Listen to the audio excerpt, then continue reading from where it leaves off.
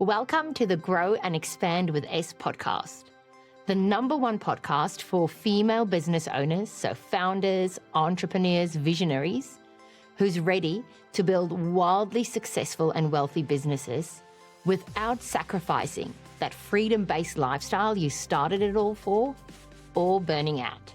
And today we are talking about a topic that I've titled From Urge to Vision. And so for me, I have always been incredibly fascinated and drawn to the topic of manifesting and manifestations. And even very early on in my personal healing journey, I started my vision board with being anxiety-free, being depression-free, being happy, being joyful. And it's through the manifestation process that I actually brought those emotions and that life into reality. From there on, as I've refined the process and gotten clearer on it, I have manifested thing after thing after thing. I've manifested a business where I work in 25 hours a week, where I basically pick my kids up from school, drop them off, I go to the beach, I play piano, I read books. I have nearly as much income as I had when I was a lawyer, working 50, 55 hours a week, chained to my desk, responsible for everything and everyone, never even thinking about being able to take a holiday where I could switch off and relax. And so that lifestyle is something I called in. I called in speaking on stages, being published in magazines, starting my own podcast, interviewing some of the biggest names. And then recently I had another urge to start a lunch series that is just absolutely coming to fruition and coming together through that manifestation process, exactly like my past manifestations. And so really at the heart of From Urge to Vision is for the ladies in the room who gets this inner vision, whether it's through emotions, through feeling lit up, through being passionate, or who gets a download, a wisdom download of something that they've got to do, something they want, or who just knows, they just know that there's this thing that they're capable of, there's this thing that they want to do, they want to be, they want to live, they want to experience, they want to deliver the impact they want to make. And it's from that urge, whether that's through hearing, seeing, knowing, feeling, to fruition, to vision, to the vision having come in.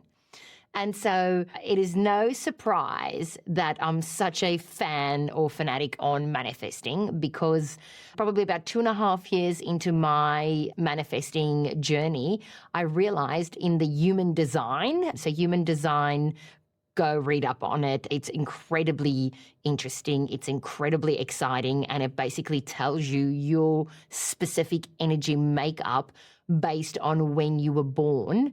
And it just explains how you operate in such depths and levels, and your purpose and what you're here to do and here to achieve, and what's in alignment, what's not in alignment, you know, what you'll find yourself naturally just doing. And either you'll be doing that with confidence and clarity and joy, or you'll be trying to push away from it, which means you're trying to fight against your alignment, and which obviously means in that instance, you're not aligning, you're burning out. It's not a vibe. So anyways, when I was doing human design, I've discovered it a little bit into my journey. I'm a manifester. So it's one of 9% of the universe, people. So I'm a manifester, and that really kind of like, of course, that's why. That's why I can call in vision after vision after vision like that. I moved to Perth at the start of the year, wanted to speak on a stage, and it wasn't 3-4 months in, and I spoke on Heidi Anderson's stage at Shit Show. I came here and I had a vision of the type of women I'm going to meet, and it wasn't 3-4 months in, and I started my podcast, started interviewing these women, becoming really good friends with them, building beautiful relationships and connections. And so I'm a manifestor in human design, that's 9%. There's also a really large cohort that's manifesting generators, which means you're also a manifestor. You just have a whole bunch of more energy than I do. And so really I think the people that are going to benefit the most from this podcast episode is the Mani-Gens and the manifestors, because it's all about that urge to vision. And my goal for this podcast episode is I'm going to tell you the things that you can do to set up yourself for the maximum success possible, as quick as possible, with as least resistance as possible, so that you can take that urge, bring it into fruition, have the vision play out in front of you in absolutely no time.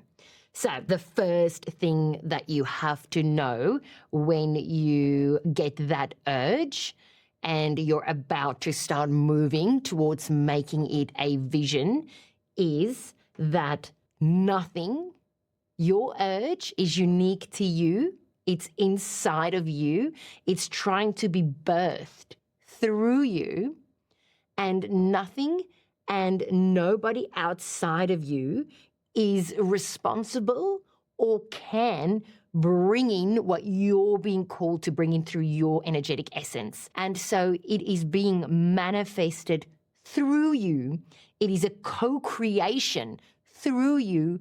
You go first, and every step you take will be energetically matched by people, places, things, outcomes, environments, opportunities. But if you don't go first, there's no co-creation to follow. And how you go is the co-creation that will come to be. And so I don't say this for pressure, because you are going to be flimsy at the start. You are going to be building a muscle as you go. I am simply saying it because when you get to those periods that's stalling and you're like, what the is going on? You remember, oh, that's right, I'm the co-creator here. It's in my control. I am manifesting it, and you keep moving. So that's the first thing that you absolutely have to remember. It's that the vision is manifesting through you, and the result is a co-creation of the energy you set in motion.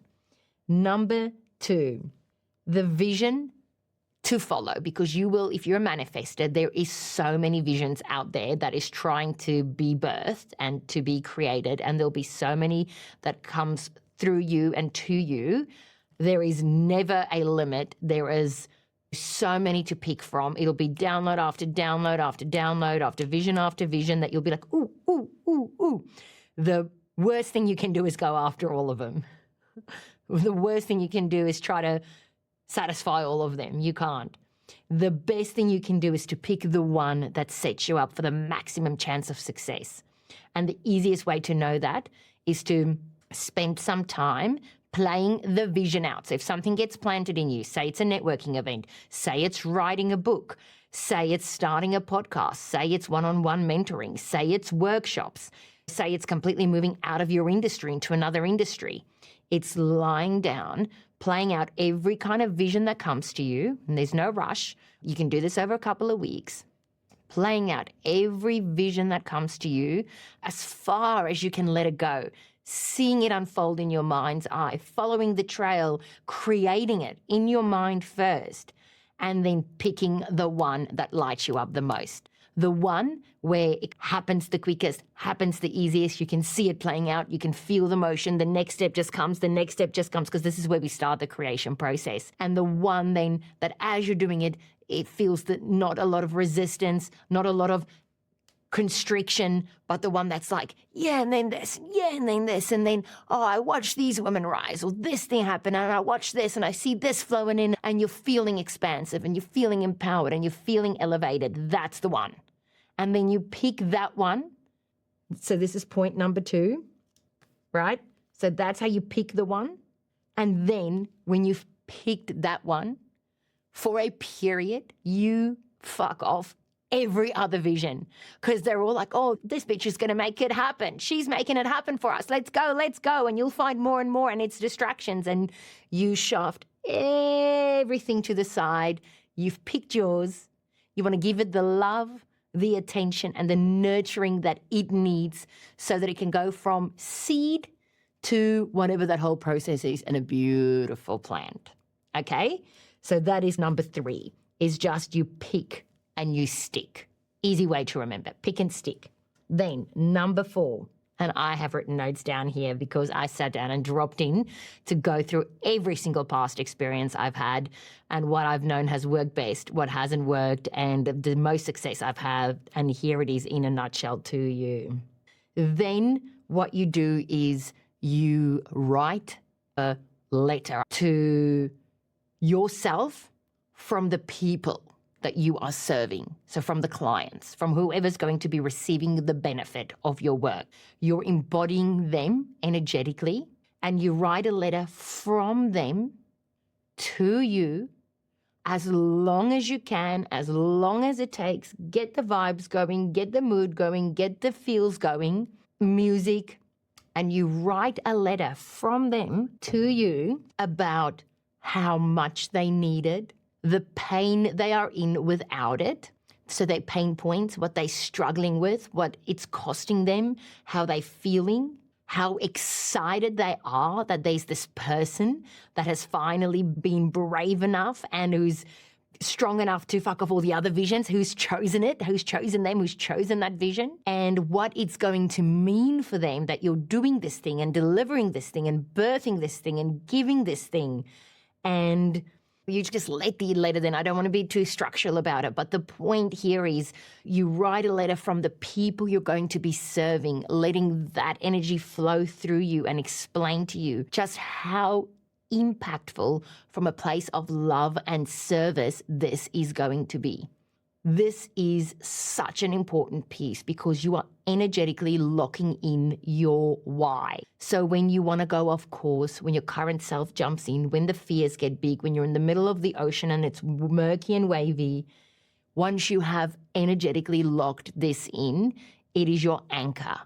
Okay, and you don't even have to know about it or think about it. It's already happened based on the moment in time that you did this exercise. So you want to read that letter out loud to yourself once you've written it with as much intention and energetic connection as you possibly can. Then, number 5, now we need to get really clear on the identity of the person that is going to be required to bring that vision in, and the identity of the person that is going to bring it in the most successfully. So there is a version of you that exists that calls that vision in. Okay, there's also a version of you that exists that starts that vision and stops it. There's a version of you that exists that starts that vision and 3 others. There's a version of you that starts that vision and it takes 4 years to call in and a lot of doubt and overwhelm.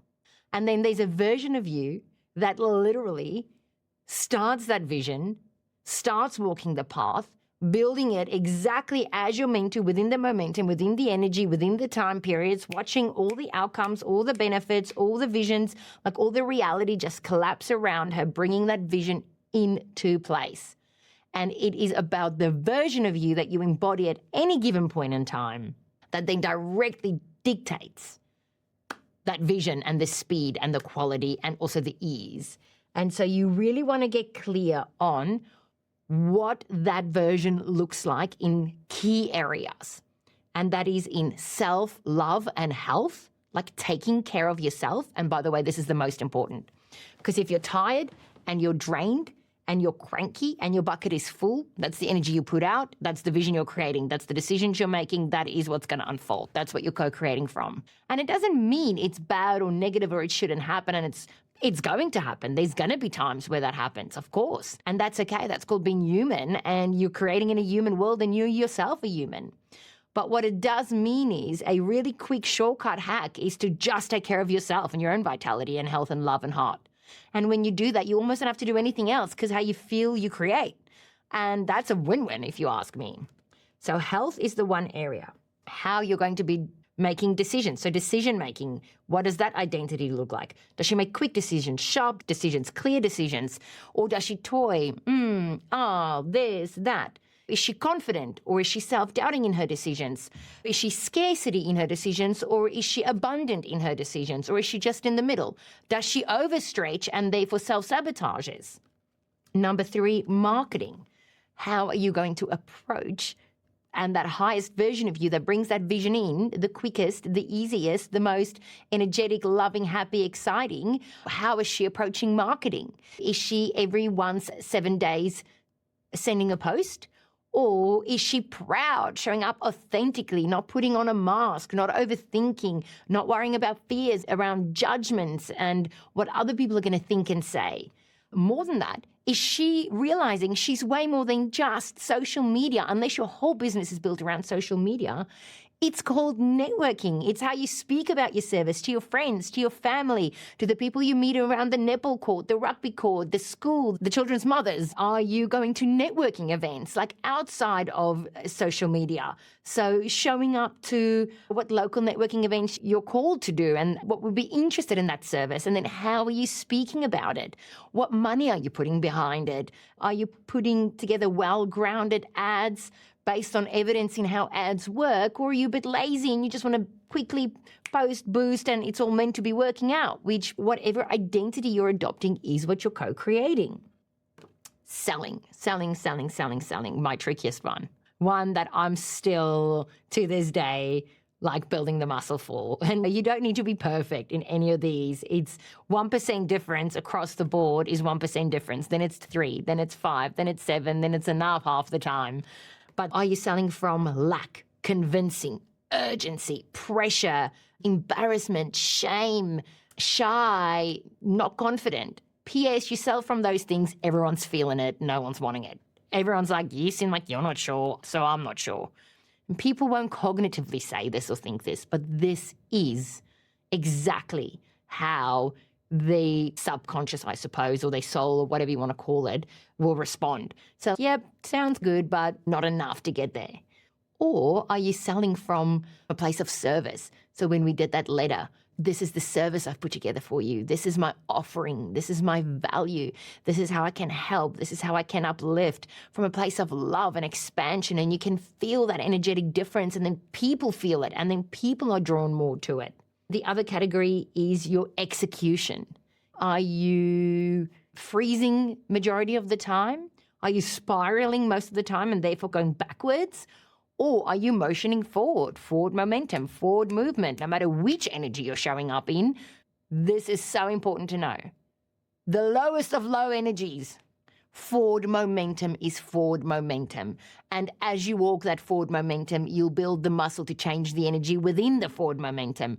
You can't build the energy and then take forward momentum. Then that forward momentum will bring up energies that you'll need to rewire, repurpose, retransform, transmute, work through. Nothing wrong with it. It's about forward momentum, the most important. And what does she look like? That higher self version that's bringing this vision in from her maximum potential when it comes to forward momentum. Is she showing up consistently? Is she waking up and even when she doesn't feel like it, she's not pushing herself to the edge, but she's doing things. She's moving forward. She's taking those steps. She's backing herself. She's writing what she's going to achieve, and she's committing to that, and she's showing herself through self-trust she can do it.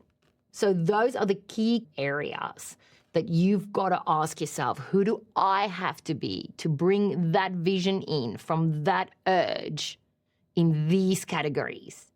And then step number 6 is what you want to do is move as closely in alignment with that version that you've gotten to as possible throughout the next phase of the journey. It's not all going to happen at once. If you think you're going to be perfect from the start, that's a mindset block. That's perfectionism. That's the shit that will burn you out every single day of the week. You cannot start an entirely new route and bring a vision that is not in reality yet and or your reality yet and be perfect at it. You're going to be lumpy. You're going to be geeky. You're going to be quirky. You're going to be clumsy. Clumsy is really the word I was looking for there, to be honest. You're going to be insecure-ish. You're going to be not great at it from the start. There's going to be things that you're really good at and excel at and can easily do. And then there'll be things that you've got to build that muscle for. You've got to build that sustenance for. You've got to push through. But it's through it that you build that muscle. And it's literally about, in all of those areas, starting with health. Starting with health, it's almost like everything's going to fall into place if you start with taking care of you first. Just alignment checking. Have I today, this week, this month, after this sales call, after this networking event, oh, fuck, I haven't even gone to a networking event, after posting, oh, fuck, I haven't even posted, that's okay, all good. Tomorrow we try again. Next week we try again. And it's literally about moving as close as you can into alignment with that version, because it is that version of you that brings that vision in. And what happens there in that circle, that's the journey. That is the journey. My recommendation when it comes to manifesting for the first time, taking an urge to a vision, is start small, because this process doesn't change. Urge to vision, it doesn't change. But what does change is how quick you become at it, the muscle you build for it, and also every journey has the same roadblocks, the same points where you're likely to fall down, the same pitfalls, also the same tools that get you out of it, the same things that get you into alignment again, the same tools, the same techniques. So the more you know it, the more you can predict it. So the bigger the vision, the bigger those things will feel.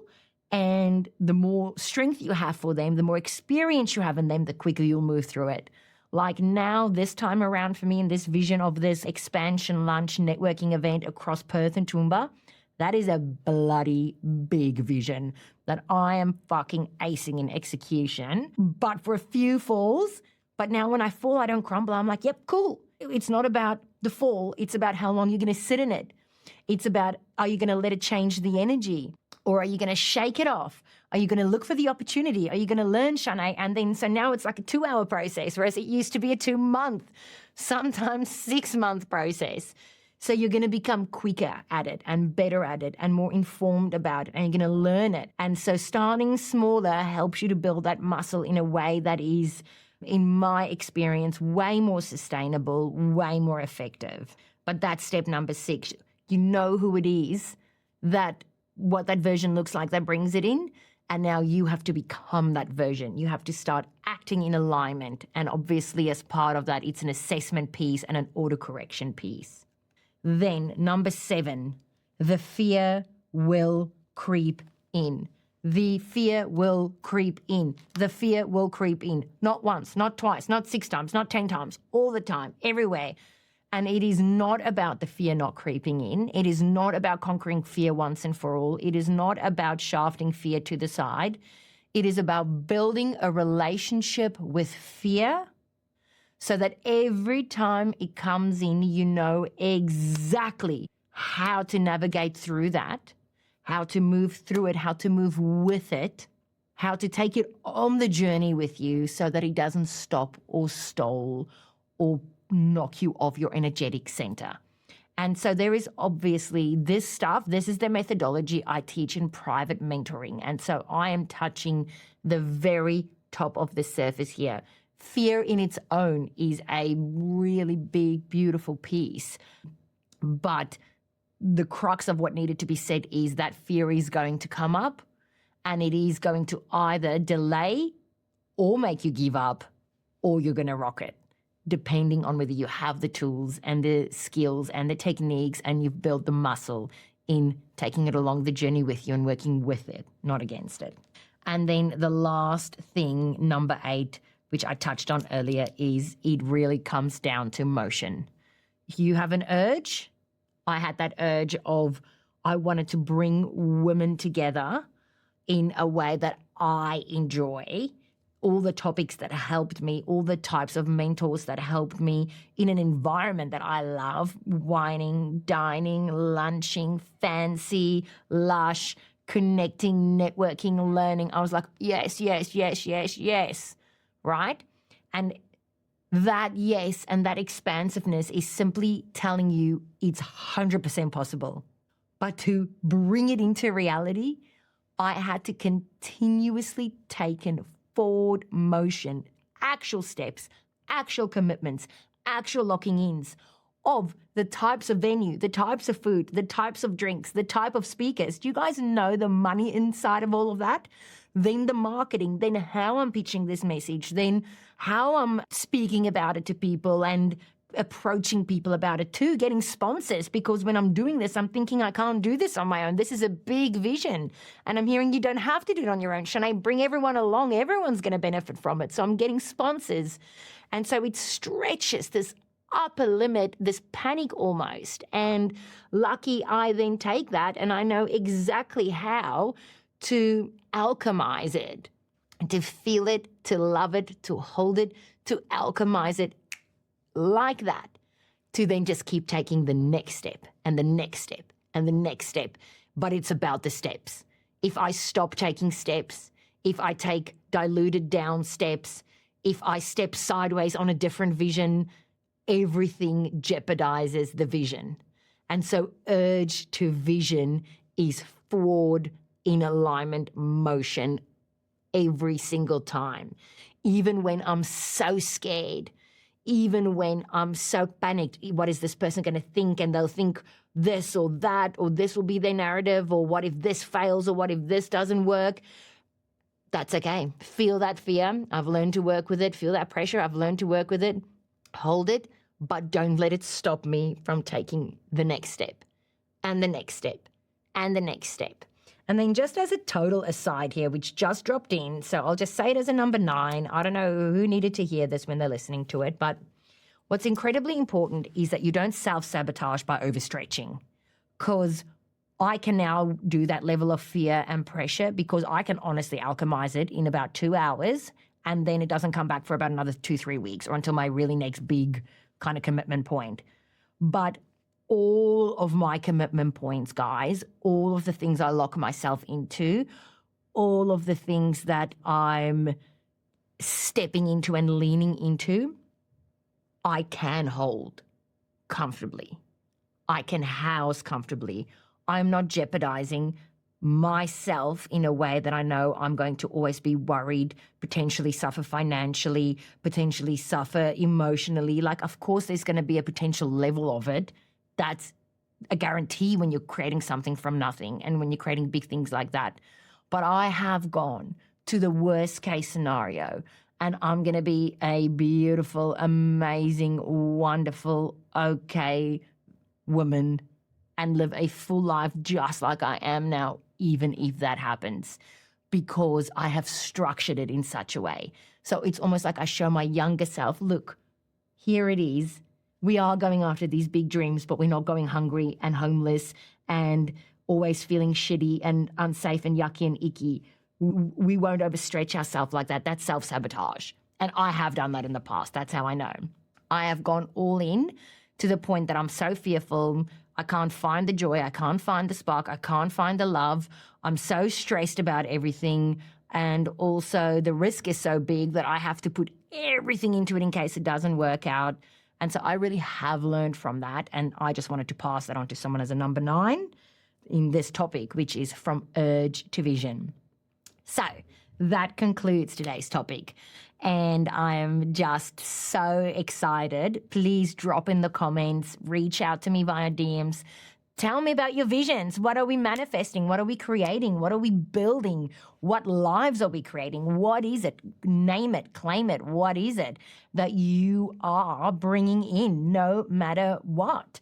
And if you are interested to learn more about that identity that it requires and you want someone to help you through it and to support you through it, and quite frankly, to quantum leap you through it, because our brains have to go through certain patterns to get to a ultimate pattern. But when you work with mentors, they've already gone through those to get to the optimal. So we really just steer you into the optimal direction. So if you're interested to work with me and you're interested in mentorship, it is very limited for next year because I'm focusing on this expansion launch. But there is some room. And so reach out to me via DMs and let's chat. I'm a sucker for a woman with a vision that wants to help and support and who's ready to go all in.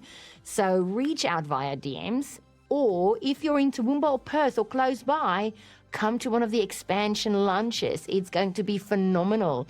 We're getting a high caliber mentors, food, drinks, mini masterminds by these mentors, and it's all centered around building that business, building wealth without sacrificing the freedom-based lifestyle that you started it all for, or burning out, which is one of my core purposes here on this earth. So thank you so much, everyone, for listening today. And I hope that you have a beautiful week ahead. And I can't wait to hear all of your visions.